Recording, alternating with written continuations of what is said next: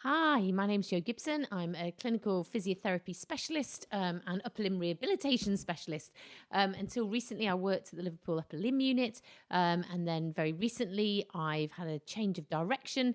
Now doing some more work in private practice and some more attention to my lecturing and doing things like this. So last week we were talking about expectations for patients and how important it was to set those in a realistic way. And we spoke specifically last week about rotator cuff repairs. Tonight I'm going to talk about something completely different because it's a theme that's come up a lot in the last week. Some kind of challenging patients sent to me for tertiary referrals and has kind of caused me to revisit some of the emerging pain sciences, importantly, always in a way that's perhaps going to give me some treatment opportunities. So there's some themes that we might have visited before, but perhaps in a slightly different context. Um, so the patient that got me thinking about this particularly was a patient who's actually doing very well, a guy who has had problems for 5 or 6 years, has seen numerous physiotherapists, but describing a feeling of stiffness across his chest and up into his neck, also some feelings down into his axilla. Um, it describes it as pain, but stiffness is the kind of overwhelming sensation and a kind of worry that he's asymmetrical. Now, I've seen several young guys over the last few months who come with very similar descriptions, this feeling of being very tight through their anterior chest, their lateral chest wall, feeling that one of their scapulae is slightly out of position, or being very tuned into the fact that they're not actually completely symmetrical and one traps is a different size to the other. And I don't know about you, but it can be really challenging, particularly when it's on the background of a narrative where a physiotherapist, with all the best intentions in the world, has labeled the scapula as being a reason for their problem. Thoracic stiffness, that they've got a rib out of place, all these kind of models that we're taught and brought up with, but that at the end of the day often leave the patient in a place where they have this very real experience of what they're feeling, but we can't always see the thing. It's like we kind of look at their passive range of movement and it's full and they haven't got any movement restriction and yet they feel stiff. We palpate their muscles, they feel great in terms of tone. Similarly, we look at their scapula, there might be some mild asymmetry, but we know that's normal in a lot of the population, particularly if they have a dominant sport or a very dominant handed job. But also in terms of asymmetry, again, I'm sure you've seen it. A patient's adamant they're asymmetrical and you're looking and you're trying to convince yourself you can see it. And if you can, it's very mild. So why am I even telling you about that? Well, the reason I thought this was interesting to talk about is I've had quite a few patients recently who sound like they've had really good rehabilitation, but in their heads, something still feels wrong. They still have this perception of something being incorrect. Now, this led me very much. There's been some really interesting emerging research looking at a slightly different perspective in pain sciences in how we consider pain. And I'm going to include some of these sensations, these asymmetries, and what people describe they fell very much under that same umbrella. Because let's face it, whether it's an itch or I feel hot or I blush or whatever, these are all outputs from my system. Now, this new concept within the pain sciences, they talk about this concept of pain being embodied and embedded, which sounds amazing, doesn't it? But what does it mean to us? Well, there's a real change of trying to move away from this model of pain being in the brain and it all being about the brain, and it kind of interprets all the information that's coming in from the periphery. So this embodied pain kind of framework, if you like, redresses the balance and restores the body to a central player, if you like. It's not just an arbitrary location of experience that's constructed by the brain, but actually it kind of puts it as an integral and active determinant of any experience that we have. Now, again, that sounds great, but this embodied framing, it's not going away from predictive processing, which is a good example is if I go and touch a stove and I burn my hand, the next time I do it, I'm going to be a lot more cautious because I burnt my hand the last time and my brain remembers that, or my body remembers that, and if you like, adjusts my behavior accordingly. Now, whether we experience pain or an itch or fatigue or any kind of bodily experience, basically this new premise basically proposes the role of the body isn't separate from the brain or the world, and all these things, our experience, our previous experience, our social experiences, whatever's happening in our life at the moment, All these things have an influence on what we feel. So it kind of reduces uncertainty, but functions between within limits, if you like, of what we're trying to achieve functionally, but actually makes us take action. So rather than pain being or any of these sensations being a passive sensory experience, essentially it casts them then as a dynamic motor experience and is all about taking action. Now, guys, that sounds great, doesn't it? But where does that leave us in terms of these patients? Well, one of the first things to consider, and if ever you've seen any of those amazing illusion experiments, whether it's auditory illusions or visual illusions, where we can all look at the same dress on Facebook, a certain percentage of us will see one color, another percentage will see a different color. We can do exactly the same with our auditory system. The fact is, the body and brain group sensory information to find meaning. So they're trying to find coherence and make sense, and then obviously impart an action. But if you imagine the challenge when you're getting 11 million pieces of information every second, you can see why the brain often fills the gaps. And we've all done it. Walking down the street, you see somebody that you think you recognize, your brain thinks it's that person you've seen before. I gave the analogy of burning your hand on the stove. So really, very much whether we're seeing it, feeling it, whatever, all these things are about perception, and pain is no different from that. Now, where it's so relevant with the patients I talked about is simply because patients who come in and describe a limb feels heavy, or it feels bigger, or they describe it feeling a different shape to the other side, or they describe temperature changes. All these things are very real perceptual abnormalities because their brain and body can't find a coherent way of making sense of what it is they're experiencing.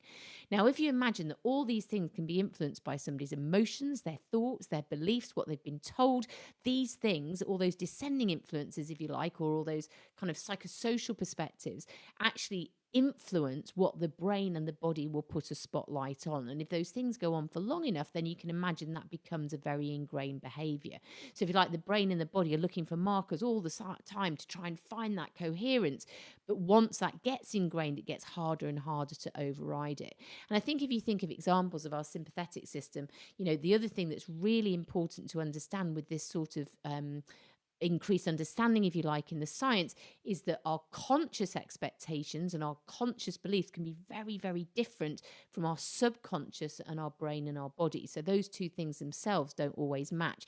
And if you think of things about going into an environment where you blush, even though you think you're absolutely all over it, or you get butterflies in your stomach, and those very real physical experiences because of your response to different environments and things that are going on. So it's a really fascinating kind of science. And I think there's going to be a lot written about this there is a lot of research looking at this, certainly at the moment. But as ever, what I'm interested in is, well, that's great, but what does it mean to my patients? What opportunities have I have to try and tap into this and perhaps mediate those feelings of stiffness, perhaps mediate those feelings where something's not quite in the right position, and if you like, give them that kind of coherence. And so really it's about creating positive experience and challenging expectations. Now, we know that if I have positive expectations of an intervention, it's more likely to work. Similarly, if patients have a positive expectation, but then there's also the other end of the spectrum where novelty and things you're not expecting, as long as they're positive, again, can have a very real effect on these things. Now, if you're looking at stiffness, of course, we have to consider the things that consider stiffness. And I'm talking about patients where there isn't any cause of stiffness in terms of they're not fatigued, they're not overusing things. Of course, it could be driven by fear and guarding and the way that they're moving. So, of course, it has to be taken in the context of what they're telling me. But what does this mean to our rehab? Well, the really fabulous thing is there's lots of different things we can do that fit with this model of embodied and embedded pain. If you think we can manipulate all the information in that system, whether it's with our words and our education, or whether it's some of the sensory input we give to people's bodies. So a perfect example of this in the first instance is our symptom modification. So if somebody has an expectation that a movement's going to hurt, we then show them a way of moving that hurts less. And when I look at symptom modification in the shoulder, I take a really simple approach, just making life easier for the shoulder by unloading it. And that might be changing the lever arm, supporting the weight of the arm, using the kinetic chain to kind of create momentum and get some better local recruitment. I'm going to use resistance to give a different sensory input. And again, if you look at this embodied, it gives the brain a different reference point, the body a different reference point to actually kind of inform movement. And it also fits very nicely with that expectancy violation. You kind of think something's going to hurt, it doesn't. wow, that has a really positive modulating effect and changes that processing of information. Now, as well as things like symptom modification, we can do really simple things like work people at end range where they get more proprioceptive input because we wind up the capsular tissues. We can use compression, very well demonstrated in the shoulder. Compression and weight bearing exercises have a fabulous sensory effect to the shoulder. But importantly, when we look at this embodied embedded, they're giving a very different information channel, if you like, for that patient to kind of challenge what they're feeling and have a different experience of movement because we get them to conduct it in a different way. Excuse me, got a bit of a cough, this trying to get too much information out. Now, of course, with our tactile, our auditory, our visual cues, we know we change muscle recruitment by putting our hands on somebody's scapula or on their arm. We can change that recruitment by getting them to work towards a target, an external focus, rather than thinking about moving their shoulder. So a really nice way of doing this, particularly with people like this who've had symptoms for a long time, is maybe put coloured spots on the wall and number them and shout the number and shout the colour, and get them to do it quickly. Again, those things, if you like, make it all about the goal, about the task, and can be a great way of overriding some of these protect strategies and actually, again, challenge what that patient is feeling. And then a slightly more controversial one is our manual therapy. Now, what manual therapy, when we look at some of the mechanisms, of course, we know it only has a short-term effect, and it's getting a lot of bad press at the moment because people are very kind of, whoa, why would you want to do manual therapy? It creates dependence, etc., etc. However, we need to be a little bit sensible because touch, as one of our therapeutic tools, actually is hugely effective at impacting connectivity between the sensory, affective, and cognitive areas within the brain. And those are all important dimensions of the pain experience or pain perception. So, of course, if the patient thinks it's going to have effect, it's more likely to. But equally, if you look at research that's looked at tactile cues, particularly around the thorax and the scapula, they have a consistent effect in changing how it feels for a patient to move. So if you like, their perception of movement changes just because we give them a tactile input. And so similarly with things like tape, again, I'm not advocating these things as magic solutions. I'm just thinking we need to be a little bit sensible that if we manipulate proprioceptive and sensory input, we have the power to change a patient's perception of how it feels for them to move. And arguably not just targeting pain, also targeting that feeling of stiffness or something not being in the right place or that feeling of asymmetry. Now, I mentioned external focus, but we can also use other things. So music at different tempos, if it has a positive association, again, has been shown to modulate somebody's movement efficiency. A muscle stim as a sensory input, but also vibrations getting a lot of interest at the moment. Vibration has a particular effect on the rotator cuff if we do weight bearing on a power plate, but it also has an effect if we just stand on the power plate while we do our shoulder exercises. So it's just all ways of manipulating information and getting, if you like, trying to give the brain a different way forward in terms of the brain and body and finding that coherence. So really exaggerating sensory input as a tool, if you like, to change that movement experience. Now, other ways of doing this, you can imagine things like 2-point discrimination, left-right judgment, mirror therapy absolutely fit into this and have been well demonstrated to have those effects in patients with complex regional pain, as have using illusions. And similarly, simple things like cross midline. So if you get patients, so let's say their problems on the right shoulder, if you get them working on the left side, again, that can challenge that incongruence, if you like, or that lack of ability to make sense of action and lights up the other side of the brain. So I'm over here, but again, it lights up the kind of more efficient pathways, if you like, associated with that unaffected side. So really cool ways of manipulating things. Now, a lot of the effects of some of these things have actually been sometimes a bit skeptically said, oh, we're just distracting patients. We're just finding a little different way in. But actually, this embodied and embedded approach actually suggests it's more than that. If we make our rehab really sensory rich, particularly if we make it goal orientated and we challenge some of our other sensory systems, actually we can then, if you like, override some of those ingrained pathways, the way they've made sense of it in the past, and actually give them a new way forward. Now, clearly, virtual reality is one amazing way of doing this. Okay, so virtual reality, there's a lot of research looking at this at the moment. And certainly in spinal patients with nerve pain, one of the key things that virtual reality actually changed was embodiment. So it changed somebody's complete perception of how they moved, of how it felt to move, because guess what? We actually took away the visual reference of the arm and made it all about the goal and the target. Now, I've played around with this sometimes. I don't always have access. I don't have access to virtual reality, but if you think of some of our Xbox games and the Wii and some of the other games that my kids certainly played for many years, but also just tasks where we're getting maybe somebody to stand on one leg and reach forward to put a cone onto a target. So again, it's about maintaining your balance in the target. It's not thinking about your shoulder. So really, when we look at what we're trying to target, there's no doubt we're targeting our pain modulatory circuits. We're definitely targeting those placebo, those effective, those expectation kind of pathways, if you like, with our positive reinforcements about the can do rather than the can't do. And yes, using distraction, but I would like to think regulating lots of sensory input to make it easier for the patient. Also, remember that tactile input, that different sensory input has real power to influence that somatoperceptual organisation. So again, that feeling of what movement is and whether it's symmetrical, whether it feels effortless, or whether they're still getting those incongruent kind of messages that make them feel things are out of place. And there's no doubt that distraction is potentially one of those mechanisms. So guys, really as ever, this is about this embodied embedded theory. As I say, I'll post some useful links again on the Facebook page, because I definitely think it's worth reading this, particularly with some of your persistent pain patients and some of the patients that I've described tonight.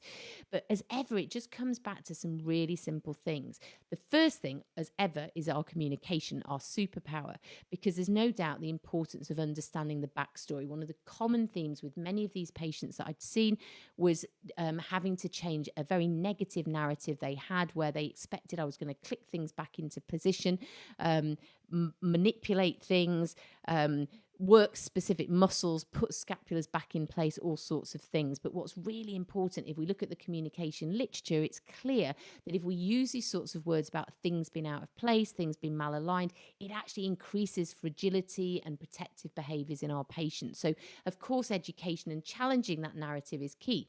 What's a really effective way of challenging that narrative? Experiential learning. So all the things I've talked to you about, where essentially we can manipulate that sensory input, give lots of information either from the rest of the body or with all those different cues we talked about, to actually help drive, if you like, that motor action. Remember, pain is a dynamic experience. So if we make it goal-orientated, it has a positive association for the patient, and we know what makes them tick, whether it's music, words, colours, language, whatever, then again, we can use those things as part of their rehab in an effort to change their experience of movement and find a way forward for those patients. Now, as I say, what's really interesting, first guy I told you about, who was talking about all this stiffness, what did we do? We did some symptom modification as a kind of foundation exercise, and then we got him stronger because he wanted to get back in the gym. By getting him stronger, we changed that perception of stiffness. And it took a bit of trial and error to find the right exercises, but I started with the same usual foundations.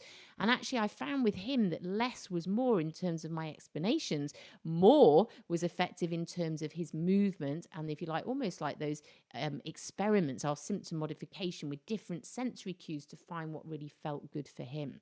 But as I say, guys, as ever, these little nuggets on a Monday night are all about my kind of reflections on what's new in the evidence, but importantly, how I apply them to my patients. And if I'm honest, the simple things I do is just use as much sensory input as I can, make it as target driven as I can if somebody's really struggling to break or change a movement strategy, and use that as a way then of changing their beliefs.